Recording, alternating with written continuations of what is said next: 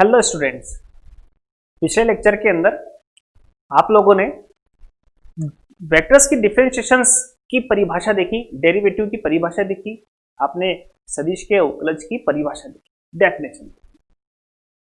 Definitions पढ़ने के बाद अब क्योंकि आप लोगों ने डिफरेंशिएशन और उसके कुछ जो रूल्स हैं, उसके जो मानक, उनकी जो प्रॉपर्टीज हैं, वो आप लोगों ने 12th क्लास के अंदर पूरे प्रूफ के साथ पढ़ी हुई है। तो आज हम लोग जो हैं डिफरेंशिएशन से कुछ प्रॉपर्टीज कुछ डायरेक्ट भी लेंगे और कुछ जो है जो हमें ज्ञात नहीं है उन्हें हम लोग फाइंड भी करेंगे, राइट। तो यहां मैं वहां तक पहुंचने से पहले सबसे पहले मैं आपके पास एक कांस्टेंट वेक्टर के डेरिवेटिव पर डिस्कस करना चाहता हूं। तो कांस्टेंट वेक्टर का जो डेरिवेटिव है, अगर मैं आपसे कहता हूं कि बताइए कि कांस्टेंट वेक्टर का डेरिवेटिव क्या होगा, तो आपका जवाब क्या होगा? तो आपका जवाब आ रहा होगा सीधा कि सर 0 होगा। तो ध्यान रखिए कि अब हम सिर्फ 0 नहीं बोलेंगे, क्योंकि आप जो इस बुक पर स्टडी कर रहे हो वो जो हमारे पास सब्जेक्ट चल रहा है वो है वेक्टर्स को लेकर के। तो अब हमारे पास जो क्वांटिटीज है वो दो तरह की देखने को मिलेंगी, एक तो स्केलर क्वांटिटीज, दूसरी वेक्टर क्वांटिटीज। तो रिजल्ट भी कुछ इस तरीके के ही आएंगे, स्केलर एंड वेक्टर्स। तो वेक्टर्स क्वांटिटीज में जब मैं आपसे ये कहता हूं कि कांस्टेंट वेक्टर का डेरिवेटिव क्या होगा, तो फिर आपका उसका जवाब सिर्फ 0 नहीं होकर के 0 वेक्टर होगा। ठीक, ये 0 वेक्टर होता क्या है?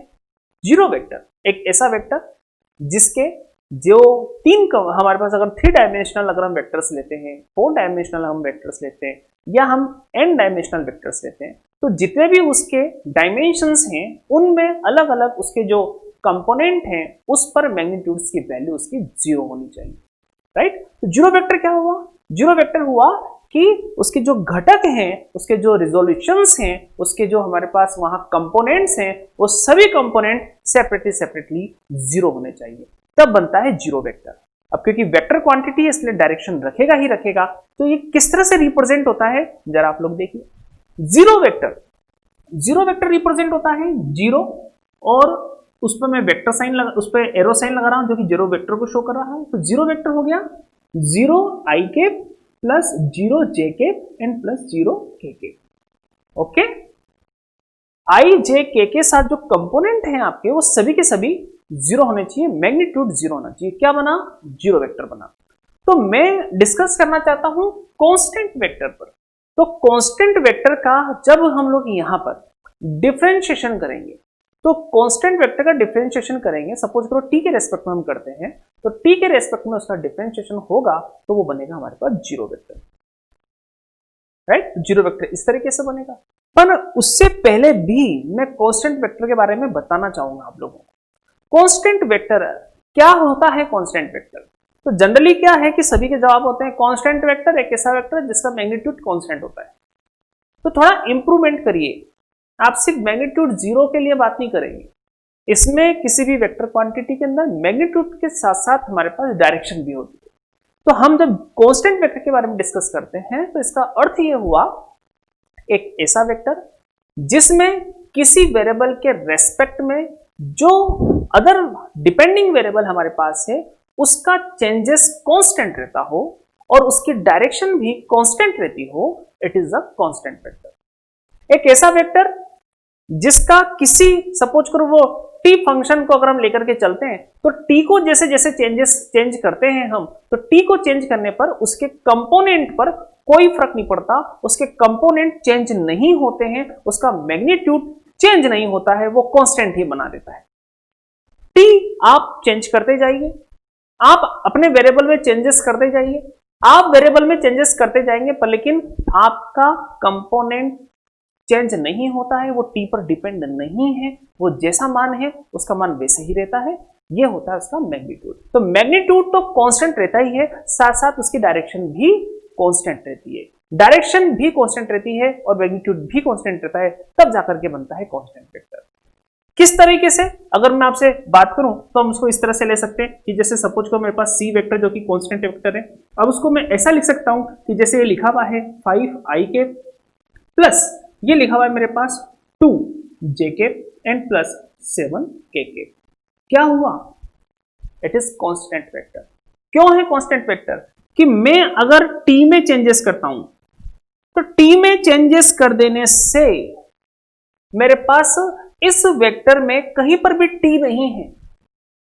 मेरे पास यहां पर अगर ये वेक्टर ऐसा होता, c vector equal to 5t i cap plus 2j cap और 3k कैप, तो मैं अगर यहां t में चेंज करता हूं, अगर मैं यहां पर t की वैल्यू 1 रखता हूं, मैं t की वैल्यू 2 रखता हूं, 3 रखता हूं, तो जाहिर सी बात है कि यहां पर t की वैल्यू पुट होने से मेरा वेक्टर चेंज होता चला जाएगा।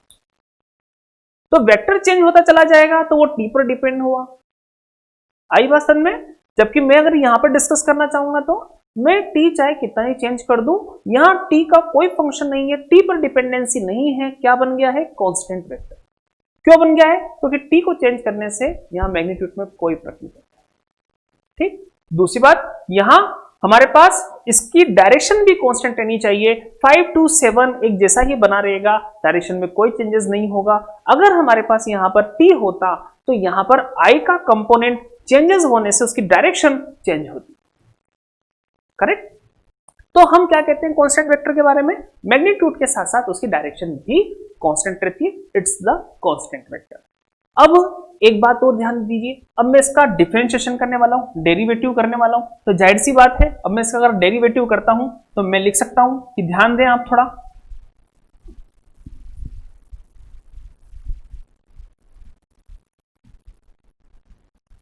कि यहां मैंने लिखा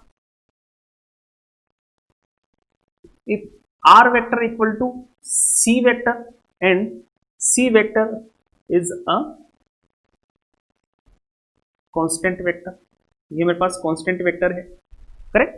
तो जो कि इस तरह से लिखा जा सकता है, that if c vector equal to c1 i के, c2 j के और c3 k के। करेक्ट? अब c1 c2 c3 क्या है? कांस्टेंट है, t पर डिपेंडेंसी नहीं है। Where c1 c2 and c3 जैसा अभी अभी हमने देखा आर कांस्टेंट, ये कांस्टेंट है। तो अगर ये कांस्टेंट है तो मैं अगर डिफरेंशिएशन करूंगा, differentiation with respect to t, तो क्या होगा? तो मेरे पास बनेगा dc वेक्टर बाय dt, या हम कह सकते हैं dr vector by dc vector by dt, r vector की वैल्यू c वेक्टर के बराबर। एंड जब हम इसका डिफरेंशिएशन करेंगे तो d by dt, c vector की वैल्यूज आप यहां पर पुट कर दें, वो बनेगा c1 i के, c2 j के और यहां c3 k के। करेक्ट? डिस्ट्रीब्यूशन प्रॉपर्टी आप जानते हैं डिफरेंशिएशन की, तो हम जब यहां पर डेरिवेटिव करेंगे तो उसका डिस्ट्रीब्यूशन होगा। डिस्ट्रीब्यूशन होगा तो ये सभी के साथ सेपरेट सेपरेट हो जाएगा, तो वो बनेगा मेरे पास d by dt and c1 i के plus d by dt and c2 j के। तीसरा हो जाएगा d by dt and c3 k के। करेक्ट? यहां ऐसा हो जाने से अब हम i के, c1 i के j के हमारे पास ये बाहर रहेंगे, यूनिट वेक्टर से। c1 कांस्टेंट है, t का c1 पर कोई फर्क नहीं पड़ता। डिफरेंशिएशन करेंगे तो मेरे पास बनेगा 0, ठीक, i के प्लस ये भी c2 t पर डिपेंड नहीं है, इसलिए इसके चेंजेस से कोई फर्क नहीं पड़ेगा। c2 कांस्टेंट का डिफरेंशिएशन t के रेस्पेक्ट में 0 बनेगा और कांस्टेंट का डिफरेंशिएशन t के रेस्पेक्ट में भी 0 बनेगा। 0 i के प्लस 0 j के प्लस 0 k के, ये बनेगी मेरे पास 0 वेक्टर क्वांटिटी। करेक्ट? तो ध्यान रहे, वेक्टर्स 0, हमने कांस्टेंट वेक्टर का डिफरेंशिएशन किया तो क्या आया? 0 वेक्टर्स आया। एक बात को ध्यान दे लीजिए आप लोग और अब सेट कर लो दिमाग में, वेक्टर क्वांटिटी का डिफरेंशिएशन करेंगे तो वेक्टर्स मिलेंगे, और अगर हम स्केलर क्वांटिटी का डिफरेंशिएशन करेंगे तो स्केलर मिलेगा। करेक्ट? जैसे सपोज करो मैंने 5x², ये स्केलर है, यहां कहीं पर भी i j k के नहीं दिख रहा है, डायरेक्शंस हमें नहीं दिख रही है, कौन सा क्वांटिटी हुई? Scalar quantity. अब मैं अगर आपसे कहता हूं कि आप इसका t के रेस्पेक्ट में t² ले लीजिए, अगर मैं आपसे कहता हूं t के रेस्पेक्ट में डिफरेंशिएशन कीजिए तो आपका जवाब क्या होगा? 10t। तो स्केलर क्वांटिटी का डिफरेंशिएशन कैसा मिला? स्केलर मिला, तो स्केलर का डिफरेंशिएशन करोगे तो स्केलर मिलेगा। जबकि वेक्टर क्वांटिटी का डिफरेंशिएशन करोगे तो क्या होगा कि वेक्टर क्वांटिटी में आई कैप जे कैप के कैप थे, जब डेरिवेटिव किया तो आई कैप जे कैप के कैप हमें नजर आते रहेंगे और एट लास्ट जाकर के फाइनल रिजल्ट में भी हमें आई कैप जे कैप के कैप नजर आने से वो एक वेक्टर क्वांटिटी को शो करेगा। इसका मतलब हम कह सकते हैं कि वेक्टर क्वांटिटी के डिफरेंशिएशन से वेक्टर क्वांटिटी मिलती है। करेक्ट। तो अब ध्यान रख लीजिए, वेक्टर क्वांटिटी का डिफरेंशिएशन वेक्टर ला करके देगा और स्केलर क्वांटिटी का डिफरेंशिएशन स्केलर ला करके देगा। ठीक, तो बड़ा अच्छा यहां पर हमारे पास रिजल्ट था कांस्टेंट वेक्टर को लेकर के। यहां आपको हालांकि ध्यान था पर लेकिन कुछ एक्स्ट्रा आपको जरूर मिला है यहां, ऐसा मैं सोच सकता हूं। ठीक, आगे बढ़ाते हैं। यहां अब हम कुछ प्रॉपर्टीज पर डिस्कस कर लेते हैं।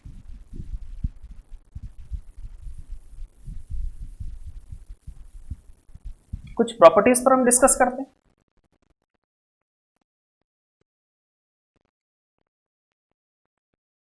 Properties of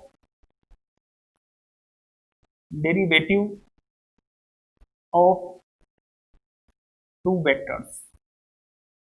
vector function, vector functions. दो सदिशों के अवकलज के गुण।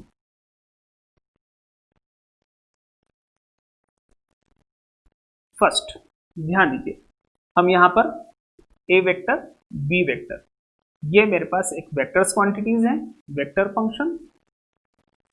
और वेक्टर फंक्शन हमने पढ़ा था ना, ऐसे फंक्शन जिस पर हम वेरिएबल्स की जब वैल्यू पुट करते हैं उसके डोमेन से, तो उससे वेक्टर्स क्वांटिटीज हमें मिलती है, तो वेक्टर फंक्शन। स्केलर अगर वैल्यूज मिलती है तो स्केलर फंक्शन।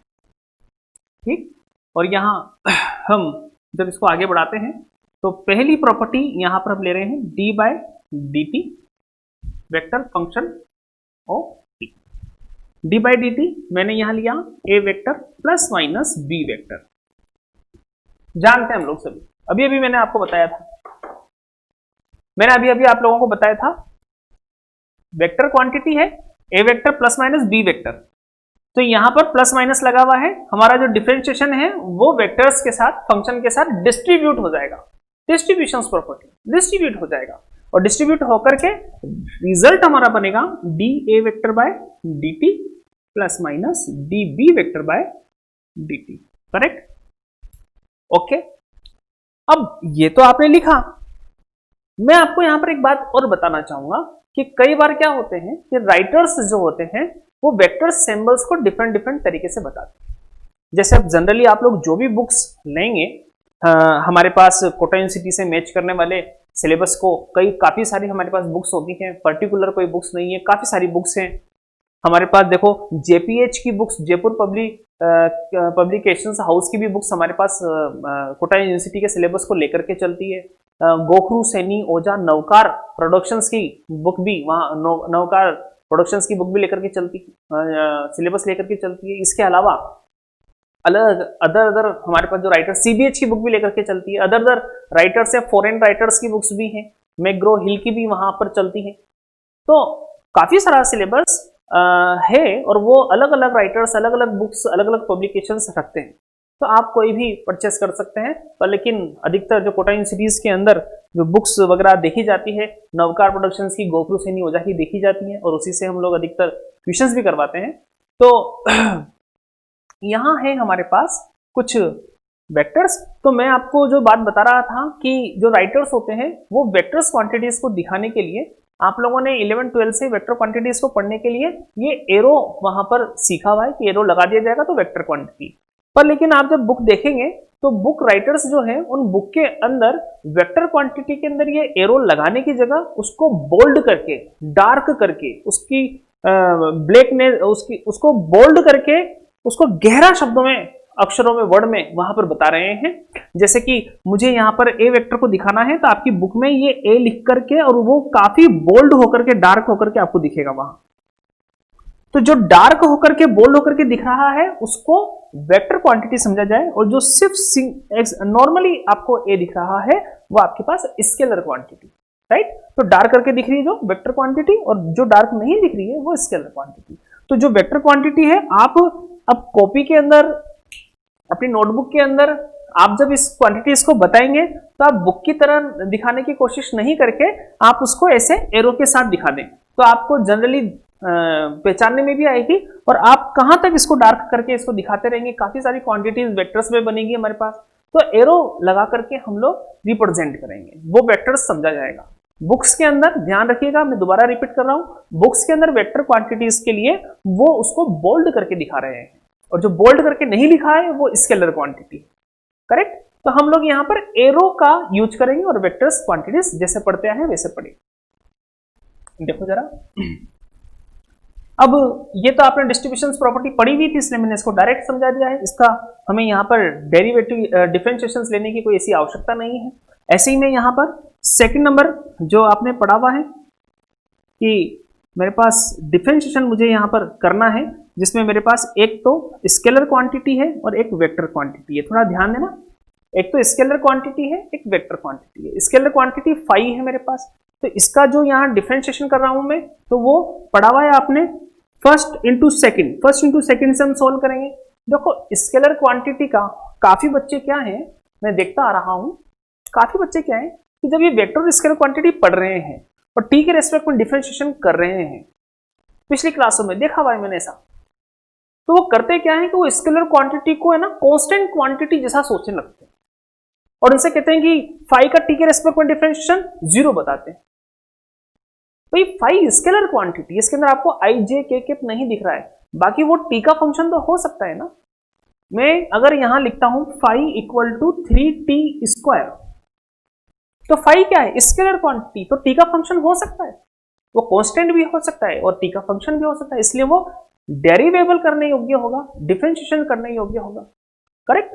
तो मैं यहां क्या करूंगा, बिल्कुल फर्स्ट इंटू सेकंड से इसको हम सोल्व करेंगे। तो हम लोगों ने क्या पढ़ा है कि फर्स्ट इंटू सेकंड से सोल्व करेंगे, टी का फंक्शन इसलिए डिफरेंशिएबल होगा ही होगा, तो फर्स्ट को छोड़ दिया, फिर ए वेक्टर का डिफरेंशिएशन प्लस लगाया, अब हमने क्या किया, ए वेक्टर को छोड़ दिया और फाई का डिफरेंशिएशन, राइट। पढ़ते हुए आए हैं ये लोग, हम लोग।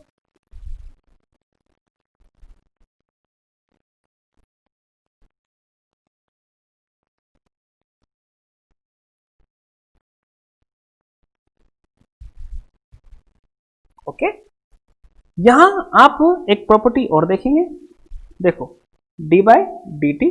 अभी हमने क्या किया था, जब हमने मल्टीप्लीकेशंस किया तो हमने एक तो फाई, एक तो स्केलर रखा और एक हमने वेक्टर रखा।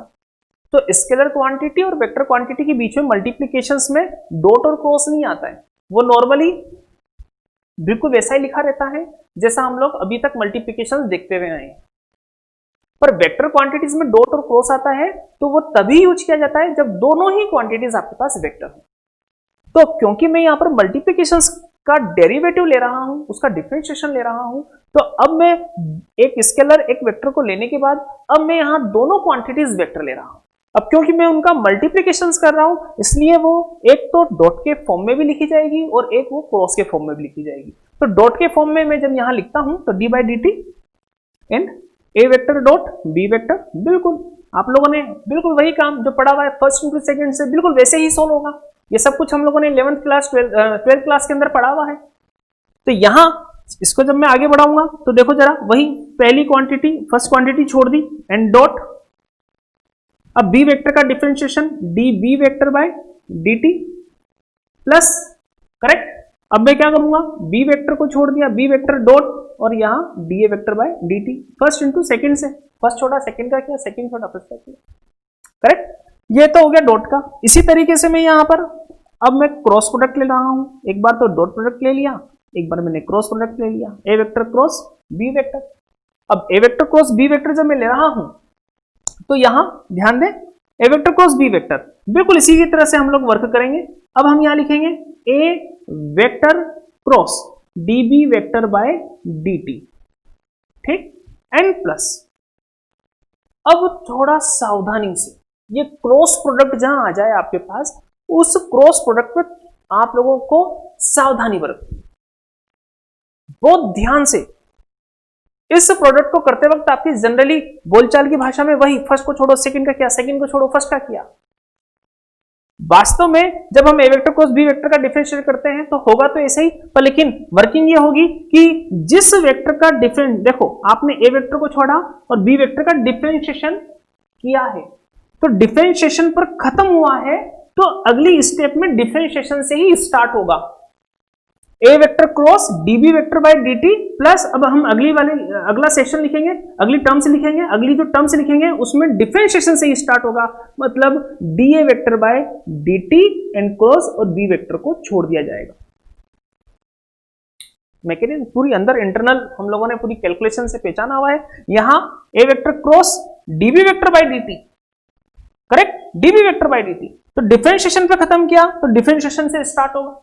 अब क्योंकि बी वेक्टर का तो हमने यहां कर दिया है, तो दूसरी क्वांटिटी कौन सी जिसका नहीं हुआ है डिफरेंशिएशन, वो है ए वेक्टर, तो इसलिए यहां d a vector by d, जो बचा है cross product and b vector. ऐसा ही इसको पढ़ना है, क्यों? क्योंकि अगर आप जनरल बोलचाल की भाषा में अगर इसको जो आप लोग पढ़ते हुए आए हैं अगर वैसा लिखोगे आप लोग, जैसे कि ए वेक्टर पहले वेक्टर को छोड़ दिया और dB vector by D plus अब हमने बी वेक्टर को छोड़ दिया और D a vector by D, तो आप लोग खुद पहचानिए इस क्वांटिटीज को और इस क्वांटिटीज को। क्या हम इसको आगे पीछे कर दें तो क्या यहां पर फर्क नहीं पड़ेगा यहां साइन का?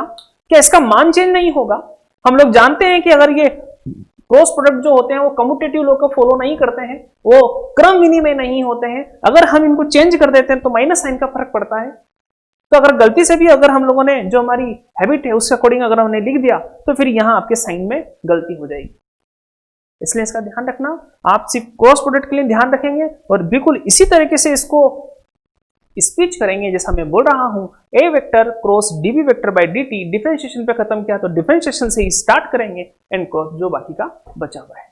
ओके, तो यहां ये हमने कुछ डॉट प्रोडक्ट और क्रॉस प्रोडक्ट के हम लोगों ने यहां पर कुछ प्रॉपर्टीज देखी, ये हम लोगों ने पढ़ी हुई है। ये सब किस तरह से फाइंड हो रहा है ये सब हमने 12th क्लास में पढ़ा हुआ है।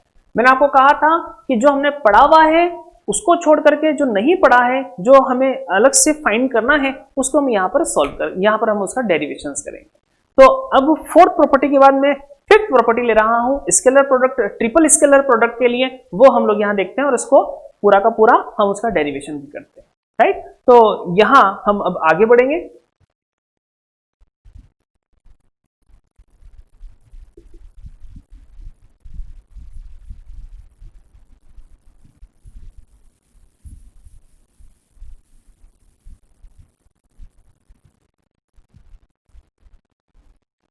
देखिए 5th प्रॉपर्टी, और हम यहां ले रहे हैं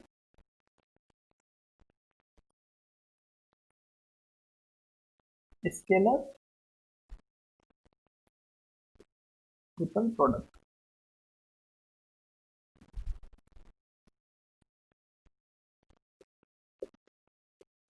अदिश त्रिगुणन,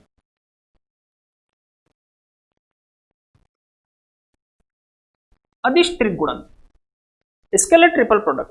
और आपको पता होगा ये स्केलर ट्रिपल प्रोडक्ट मैंने पिछले वाले लेक्चर के अंदर आप लोगों को इसकी प्रॉपर्टीज और इसके बारे में डिस्कस करवाया था, आप लोगों को थोड़ा बेसिक बताया था जो आप पढ़ करके आए। तो अब आपको ध्यान भी होगा, लेक्चर पढ़ा है, सुना है आप लोगों ने, आपको ध्यान है। हम इसका डिफरेंशिएशन करेंगे। हमें पता है कि ट्रिपल स्केलर ट्रिपल प्रोडक्ट को हम लोग एक बड़े ब्रैकेट से 3 वेक्टर्स के साथ उसको शो करते हैं। तो यहां हम जो इसका डिफरेंशिएशन पढ़ रहे हैं उसमें डी बाई डी टी, और मेरे पास यहाँ ब्रैकेट लगाया ए वेक्टर, बी वेक्टर और सी वेक्टर। मैंने आपको कहा था यहाँ पर कि ब्रैकेट जो हम लगा रहे हैं ये कोई सजाने के लिए हमने ब्रैकेट नहीं लगाया है, ये अपनी डेफिनेशंस लेकर के चल रहा है, जिसमें 3 वेक्टर का यहाँ ट्रिपल स्केलर प्रोडक्ट हो रहा है। और यहाँ आप इस ब्रैकेट के अंदर गलती से भी कोमा ना लगाएं, ये मैंने वहां पर भी अलर्ट किया था। कोमा लगाने के बाद वो ये ऐसा समझा जाएगा जैसे ये कोई सेट लिखा हुआ हो, ये सेट नहीं, ये हमारे पास एक scalar quantities scalar triple product को शो कर रहा है, करेक्ट। तो हम लोग इसकी डेफिनेशन जानते हैं, इसकी डेफिनेशंस हमको पता है। अब हम इसका डिफरेंशिएशन करना चाहते हैं, इसका डिफरेंशिएशन क्या होगा, तो यहाँ आ जाइए, इसका सॉल्यूशंस हम ऊपर लिखेंगे। तो यहाँ आप लोग इसको सॉल्व कर लीजिए। डी बाई डी टी हम ए वेक्टर, बी वेक्टर और सी वेक्टर का ट्रिपल स्केलर प्रोडक्ट यहां देखना चाहते हैं। तो देखिए हम लोग अच्छे से जानते हैं कि जो ट्रिपल स्केलर प्रोडक्ट है उसकी डेफिनेशन होती है, स्टार्टिंग में ए वेक्टर आया है तो हम लिखेंगे a vector dot b vector cross c vector, right? ऐसा पढ़ा है हमने। और अभी अभी हम लोग पढ़ के आए हैं डॉट प्रोडक्ट। डॉट प्रोडक्ट का हम लोग जब यहाँ पर डिफरेंशिएशन करते हैं तो किस प्रकार से किया जाएगा, ये वाला तो फर्स्ट हो जाएगा हमारे पास, और बाकी की पूरी क्वांटिटी, क्योंकि क्रॉस प्रोडक्ट है और क्रॉस प्रोडक्ट से वेक्टर ही मिलता है, तो दो वेक्टर का यहाँ पर हमारे पास डॉट प्रोडक्ट का डिफरेंशिएशन हो रहा है, तो एक को फर्स्ट मानिए एक को सेकंड मानिए। उससे हम जब डिफरेंशिएट करेंगे तो अभी अभी हमने पढ़ा है कि डॉट प्रोडक्ट में तो कोई दिक्कत नहीं है, क्रॉस प्रोडक्ट में डिफरेंशिएशन होता है तो वहां थोड़ा ध्यान रखना होता है। तो ये मेरे पास बनेगा कि पहले ए वेक्टर को तो छोड़ दिया dot d by d t, और यहां मेरे पास बनेगा b vector and cross c vector. Okay, आगे बढ़ाया प्लस, अब मैंने यहां b vector cross c vector को छोड़ दिया and dot d by d t, और यहां ए वेक्टर। ऐसा ही हमने पढ़ा था, पहले को छोड़ा दूसरे का डिफरेंशिएशन प्लस दूसरे को छोड़ा पहले का डिफरेंशिएशन, और डॉट हमारे पोजीशन के साथ आ रहा है।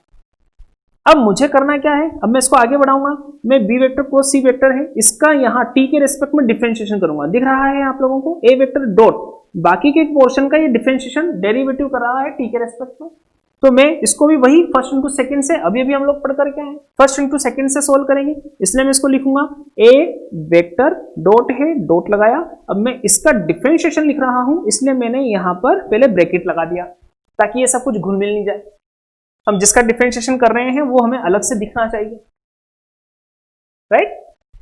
तो B vector cross c vector का हमें डिफरेंशिएशन क्या पड़ा कि बी वेक्टर को छोड़ा क्रॉस सी वेक्टर का डिफरेंशिएशन, राइट? इसके बाद क्या किया था आप लोगों ने, क्या मैंने सिखाया था आप लोगों को, डिफरेंशिएशन पे खत्म कर रहे हो तो डिफरेंशिएशन से स्टार्ट होगा, ठीक? तो यहां सी वेक्टर तो काम में आ गया है डिफरेंशिएशन में, तो बचा कौन सा, ए वेक्टर, तो हम यहां लेंगे plus D a vector by d t and cross, अब यहां पर आ जाएगा सी वेक्टर, सही बात है, d vector sorry d b vector and cross c vector, right? Bracket बंद कर दीजिए, ये हमने इसका डिफरेंशिएशन करके यहां रख दिया है तो अपना ब्रैकेट यहां पर क्लोज्ड हो गया। देखो अगर मैं ब्रैकेट नहीं लगाता तो वो एक सिंबलिक प्रॉब्लम हमें देता, कैसा देता, देखो जरा ये ऐसा होता, a vector dot b vector cross d c vector by d t and plus यहां बनता db vector by dt and cross c vector. अगर मैं बिना ब्रैकेट करके इसका डिफरेंशिएशन कर देता तो ऐसा लिखा हुआ आता।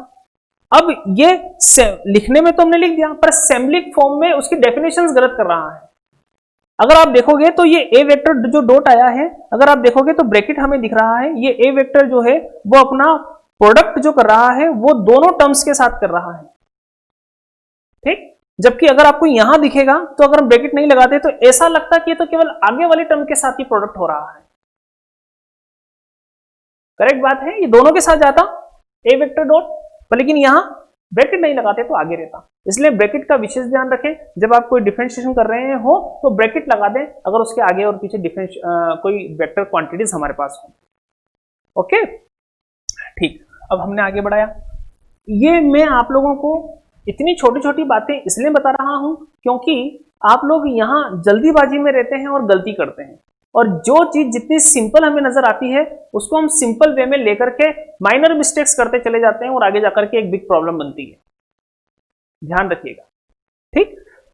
आगे बढ़ा दिया plus b vector cross c vector, ये तो वैसा का वैसा, and dot d a vector by d t. Clear है?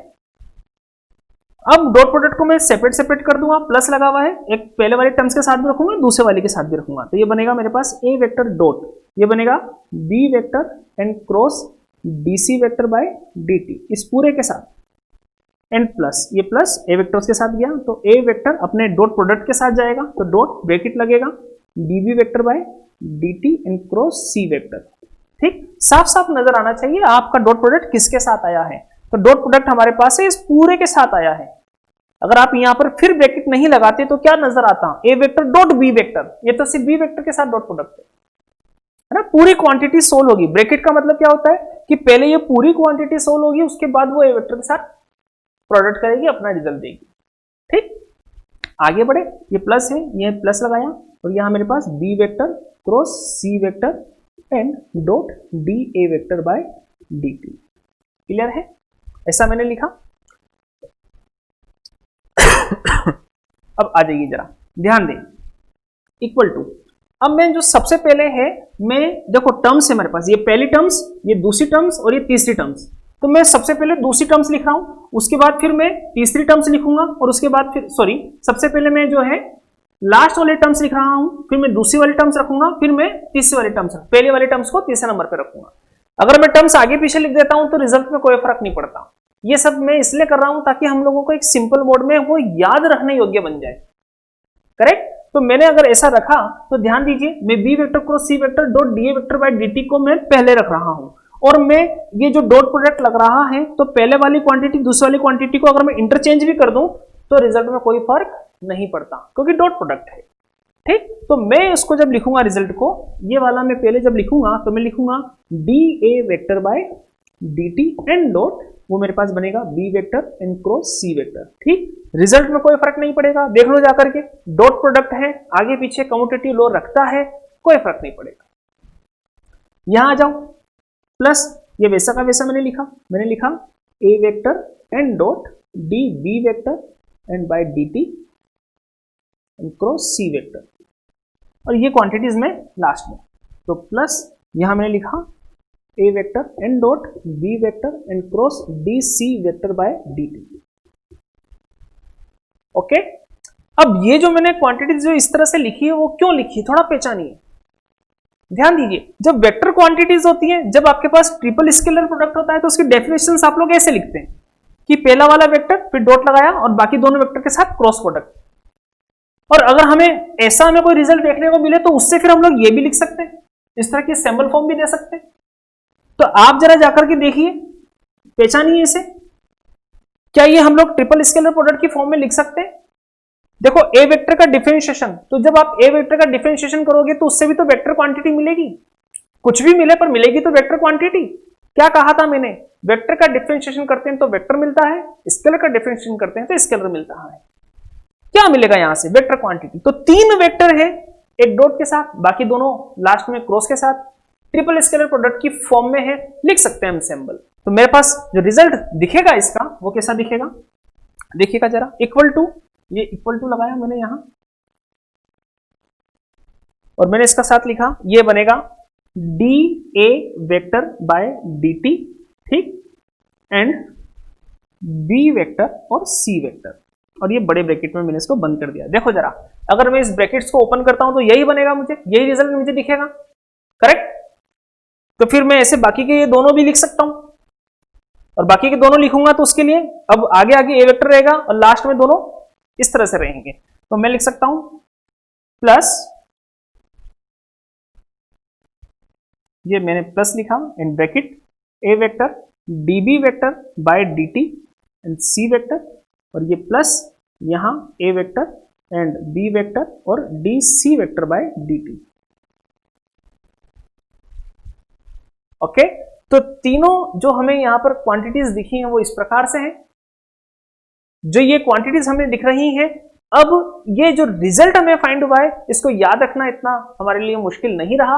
अगर हम लोगों को किसी ट्रिपल स्केलर प्रोडक्ट का डिफरेंशिएशन करना है तो देखिए इसका रिजल्ट हमें मिल गया है। यहां कैसे याद रखेंगे कि पहले वाले वेक्टर के साथ डिफरेंशिएशन डेरिवेटिव रख दो, बाकी दोनों वैसे के वैसे, और बिग ब्रैकेट प्लस, फिर उसके बाद दूसरे वाले के साथ रख दो, फिर उसके बाद लास्ट वाले के साथ रख दो। तो डेरिवेटिव पहले वाले के साथ रख दिया, फिर दूसरे वाले के साथ रख दिया, और लास्ट में तीसरे वाले के साथ रख दिया। राइट? तो इसका जो रिजल्ट बना है मेरे पास, वो रिजल्ट हो गया है मेरे पास डी ए वेक्टर, पहले वाले के साथ मैंने डेरिवेटिव रख दिया, प्लस इसी प्रकार से मैंने दूसरे वाले के साथ रख दिया, और इसी प्रकार से मैंने तीसरे वाले के साथ रख दिया। रिजल्ट जो मिला उसका प्रूफ हमारे पास नीचे है, वो हमने कैसे फाइंड किया वो हमारे पास लिखा है। करेक्ट? तो ये ट्रिपल स्केलर प्रोडक्ट पढ़ा आप लोगों ने। आज का लेक्चर हम लोग यहीं फिनिश करते हैं। अगले लेक्चर के अंदर हम लोग बाकी की कुछ डेफिनेशन, और हो सके तो हम वहां से एग्जांपल्स अपने प्रैक्टिकली अपने एक्सरसाइज वहां हम लोग स्टार्ट करेंगे। अपने क्वेश्चंस, प्रैक्टिकली क्वेश्चंस वहां लेंगे, जिससे हम लोगों को ये सब जो हम लोग डिफरेंशिएशन कर रहे हैं वेक्टर्स का, वो समझने में आने लगेगा। ओके, थैंक यू, धन्यवाद, आज इतना ही लेंगे।